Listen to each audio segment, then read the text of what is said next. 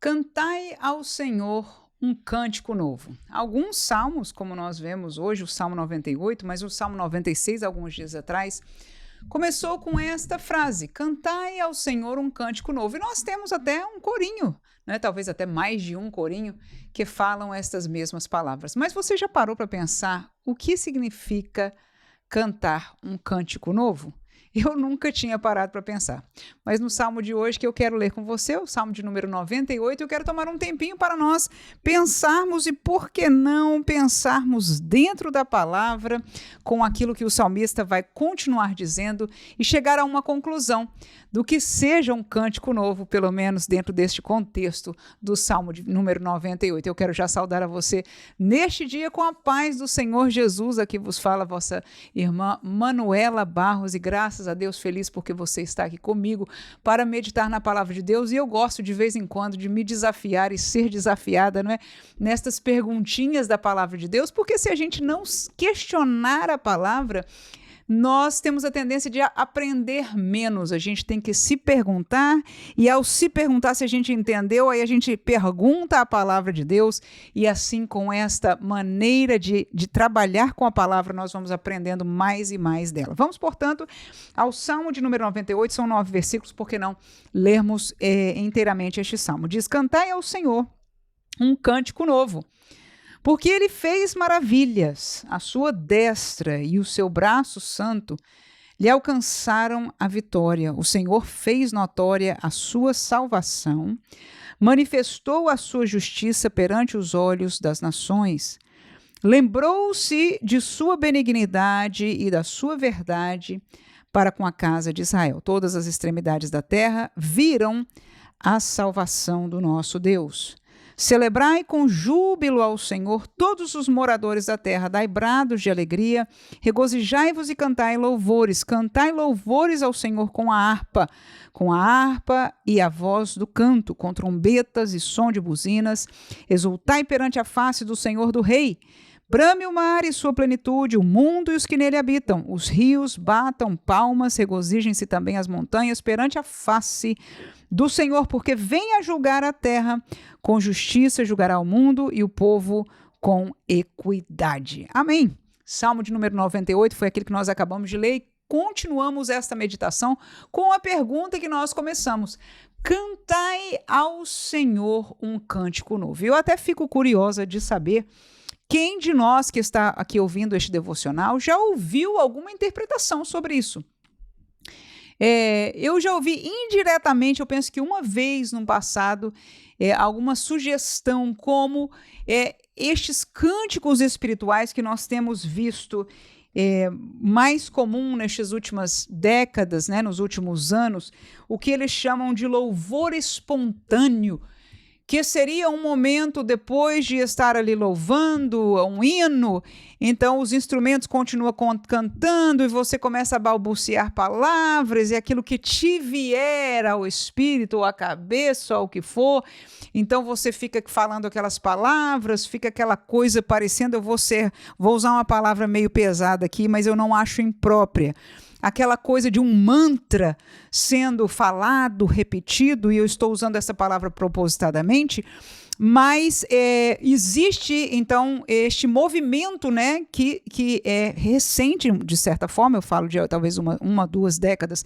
atrás para cá, se está usando, e eu penso que eu ouvi alguém mencionando uma vez, relacionando esta palavra com enfim, esta experiência do louvor espontâneo. Então, algumas bandas, alguns cantores, normalmente aqueles que lideram louvor, nós vimos isso aqui nos Estados Unidos, né?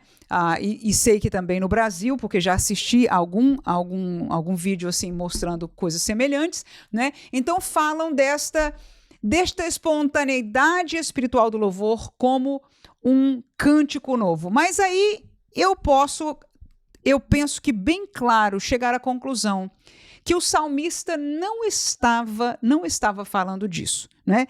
Eu acho que a gente, antes de responder pelo texto bíblico, poderíamos já chegar à conclusão daquilo que não é, né? A primeira coisa que eu acho que não é um cântico novo para os salmistas que escreveram estes salmos seria a questão das diferenças de estilos, né? É uma coisa que nós vemos hoje mais do que nos tempos mais passados. É um diferencial de estilo musical e talvez alguém pode dizer, olha, não, temos que cantar ao Senhor um cântico novo e por isso nós precisamos estilizar e usar estilos diferentes. Eu não vejo que essa seja uma interpretação bíblica. Não estou dizendo que de tudo que esteja errado. No entanto, eu estou dizendo que não seria a própria interpretação bíblica. Por quê? Porque estilo de música é muito conectado com as culturas. Então, quando nós falamos do povo israelita, nós reconhecemos não só a língua como algo diferente, mas se você já escutou algumas canções, né, do povo israelita, você reconhece um estilo, mesmo com o passar dos anos, há uma certa mudança, mas alguma coisa meio que permanece, não é? Então, quando você vê outras nações orientais, etc., todas têm um certo estilo e você vai ver que o louvor cristão naqueles lugares são caracterizados também um pouco pelo estilo cultural daquilo que eles estão acostumados a fazer a nível de música. Quando você viaja para a África, não é? Então você vai no meio de crentes da igreja evangélica, corinhos simples, não é? Que eles cantam, que eles criam ali, e você vê aquele batucar, não é? Aquele estilo, aquele ritmo que eles inclusive dançam, não é? Sem ser carnalidade, não.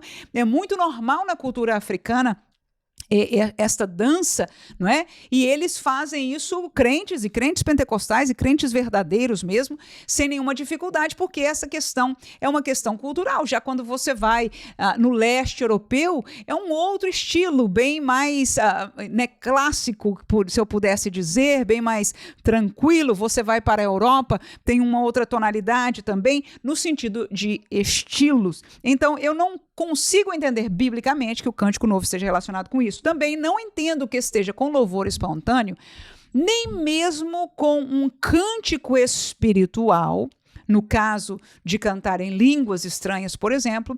Isto não seria próprio à interpretação deste texto. Por quê? Porque no tempo das escrituras dos Salmos, isso não existia. A pessoa do Espírito Santo já atuava, nós vemos na Bíblia o Espírito Santo pairando sobre a face das águas, lá na criação, ele é parte da Trindade de Deus. Nós apreciamos o Espírito Santo obrando através de pessoas, como por exemplo Sansão, entre outros. Davi menciona a pessoa do Espírito Santo, mas o que nós percebemos a nível de Antigo Testamento é que o Espírito Santo era enviado para, enfim, abençoar, usar, falar, através de uma pessoa, mas é como se ele viesse e voltasse. Ele vem para um propósito, ele vem, não é, trazer aquela bênção, ele vem usar aquela pessoa, ele vem trazer aquela palavra, ele vem dar aquela vitória e ele volta, não é? Ele não veio para ficar. O Espírito Santo veio para estar com o povo de Deus no contexto da igreja. No dia de Pentecostes, Jesus, antes de ir, ele disse, olha, eu preciso ir para que o Espírito Santo venha. Se eu for, eu vou enviá-lo para vós e ele estará convosco, não é isso? E essa é a realidade que nós vivemos hoje. Por isso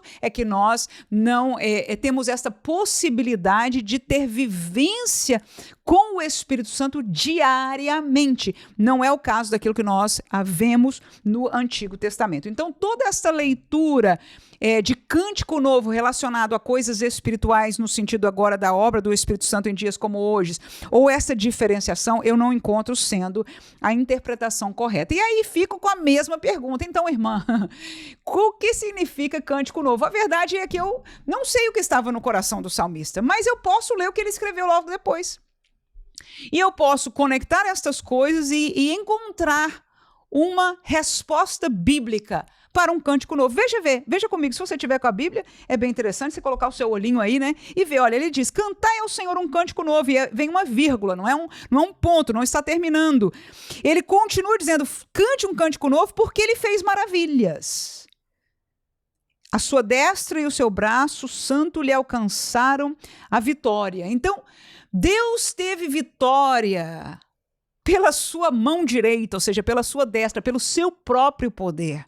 E estas vitórias de Deus, segundo eu estou usando as palavras dele aqui, para mim até é difícil falar isso, porque Deus não tem vitória, Deus pode tudo, mas o salmista usa essas palavras, ele diz, olha, pela destra dele, né, pelo seu braço santo, ou seja, pelo poder dele mesmo, ele teve vitórias, e estas vitórias causaram aos nossos olhos ver maravilhas. Amém.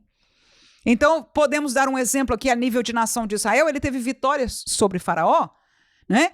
Mas para a vitória que Deus teve, ele, aos olhos de todos, fez grandes maravilhas, foram 10 pragas.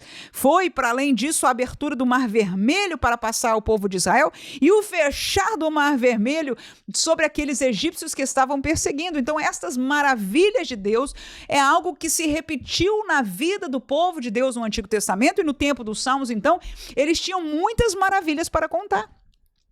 Então, quando nós servimos a um Deus que continua a fazer maravilhas em nosso meio, em nossas vidas, por nós teremos sempre um cântico novo. Por quê? Porque as maravilhas do Senhor continuam a serem feitas. E esta seria a minha primeira visão bíblica do porquê de cânticos novos. Nós podemos cantar e glorificar a Deus pelas bênçãos, pelas vitórias, pelos milagres, pelas maravilhas de um passado bíblico.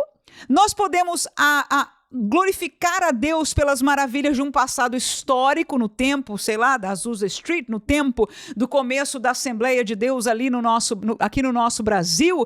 Nós podemos, enfim, as maravilhas que o Senhor fez o ano passado ou há 10 anos atrás, mas a verdade é que o nosso Deus faz maravilhas sempre. E nós podemos ouvir hoje de um missionário na nossa casa, na nossa igreja, não é? De um irmão que visita as maravilhas do Senhor. E porque elas se renovam, aleluia, porque elas são reais, deste Deus que é vivo e continua lidando conosco. Então nós temos que como cantar cânticos novos. E olha, uma das coisas que eu achei interessante aqui é que não necessariamente nós precisamos usar palavras diferentes. E foi esse um sentimento bem interessante que eu, quando estava meditando neste salmo, entendi. Porque quando nós cantamos, cantai ao Senhor um cântico novo, cantai ao Senhor um cântico novo, aí fala depois, porque Ele fez e Ele faz maravilhas, não é assim? Então, quando nós cantamos isso, nós lembramos das maravilhas do Senhor. Mas esta canção se torna nova, aleluia, a eu lembrar-me das maravilhas que o Senhor fez. Faz sentido agora? Porque quando eu canto isso, eu estou lembrando de algumas maravilhas do Senhor. Eu estou lembrando de uma cura que Ele me deu. Eu estou lembrando da vitória de ter a minha primeira filha. Eu estou lembrando de outras maravilhas que chegou ao meu conhecimento aquilo que Deus fez. Claro que da Bíblia é para todos nós. Mas como este Deus continua a fazer maravilhas, eu lembro de algumas, você lembra de outras. Você nomearia outras maravilhas que Deus fez. E se nós passarmos na nossa vida, não é, 5 anos para frente, provavelmente, Deus queira que assim seja, nós tenhamos outras. Quando nós cantarmos este corinho, porque Ele fez, Ele faz maravilhas, ainda naquela semana, naquele mês, naquele ano, o Senhor continua a fazer maravilha na sua vida, na minha vida. Então esta canção se torna o quê? Um cântico novo. A letra é a mesma, o estilo é o mesmo, no entanto, por causa das maravilhas do Senhor, ela se torna nova na nossa vida. Quem pode dizer amém? Glória a Jesus. Depois ele fala ainda sobre algo que Deus faz para com as nações. E quando se fala das nações, geralmente é aqueles que não são o seu povo. E depois, no versículo 3, ele fala por aquilo que ele faz pelo seu povo. Veja bem, no versículo 2 ele diz, olha, o Senhor fez notória a sua salvação e manifestou a sua justiça perante os olhos das nações. Então, Deus permitiu a justiça dele e a salvação que ele provê notória para as nações, né?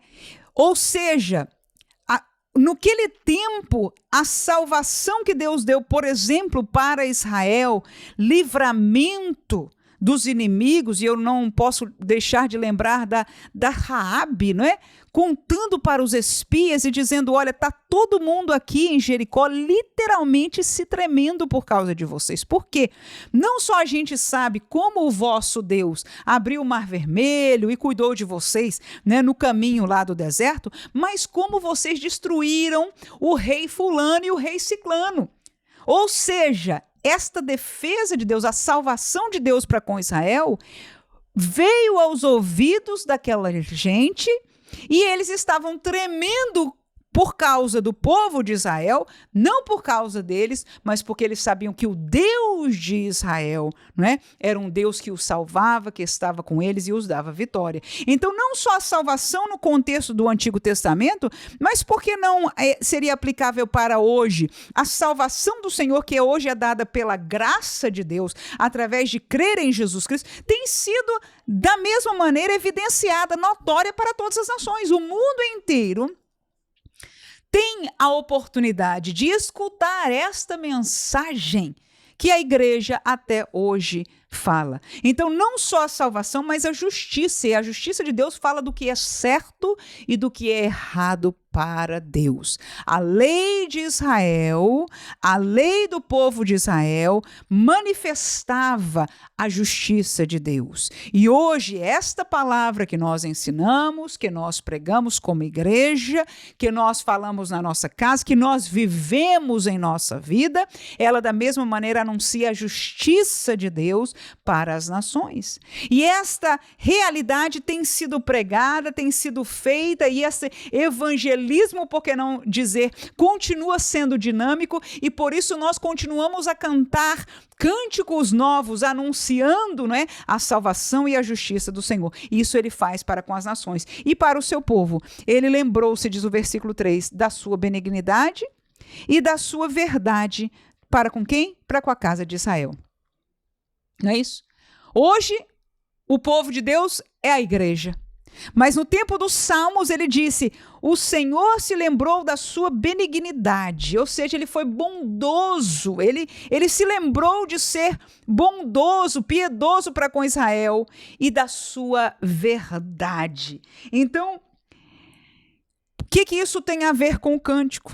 Tem, que Deus foi paciente comigo. Quando a gente traz para nós o exemplo, fica mais fácil de entender. Também podemos olhar para a história de Israel. Israel errou demais, como nação. Às vezes indivíduos, às vezes famílias, tem vários exemplos, né, que nós vemos. E muitas vezes nós vemos a ação benigna de Deus. No caso, por exemplo, no tempo dos reis, né, muito pecado, cabeça dura, o povo traindo ao Senhor espiritualmente, e Deus levantava profetas para falar, para exortar, para levar o povo de volta ao caminho do Senhor, para falar e explicar. Aí vem a segunda palavra, a verdade de Deus. Aleluia. A verdade não muda, mas nós, infelizmente, como seres humanos, balançamos, às vezes deixamos de ouvir, deixamos de ler a Bíblia, não temos, não é, esta entrada da palavra, e muitas vezes erramos em alguma coisa, há estes altos e baixos na nossa vida, mas a verdade do Senhor e a bondade, a benignidade, a paciência, a longanimidade do Senhor tem sido uma realidade na nossa vida, como foi para os israelitas, para com a casa de Israel. E por isso, quando nós cantamos um hino que diz aleluia, obrigado Senhor pela tua graça, e nós falamos da graça de Deus, acontece a mesma coisa que nós acabamos de dizer. Nós não só, como todos, igreja, lembramos da graça da salvação, mas eu vou lembrar da graça de Deus que me perdoou de uma coisa que eu fiz muito depois de ser salva. De um erro meu, onde, pela graça do Senhor, olha aí, pela graça dele, a benignidade dele entrou em ação. A verdade do Senhor foi-me lançada em rosto, para que eu acordasse que eu estava errada, e pela sua benignidade, aleluia, e pela sua graça, eu pudesse voltar ao caminho do Senhor, pudesse estar de volta em sua presença. Amém? Então, quando nós cantamos um corinho, um hino, né? Vamos lembrar daquele hino, conta as bênçãos, conta quantas são, né? Todos nós nos lembramos, vamos contar tantas bênçãos que Deus fez. Quando nós cantamos hinos sobre a salvação que continua sendo espalhada, ou sobre a bondade de Deus, a graça de Deus, cada um de nós tem algo novo em nossa vida para cantar. Então, se eu tivesse que entender cântico novo, aleluia, no contexto do Salmo 98, eu não precisaria de estilos novos.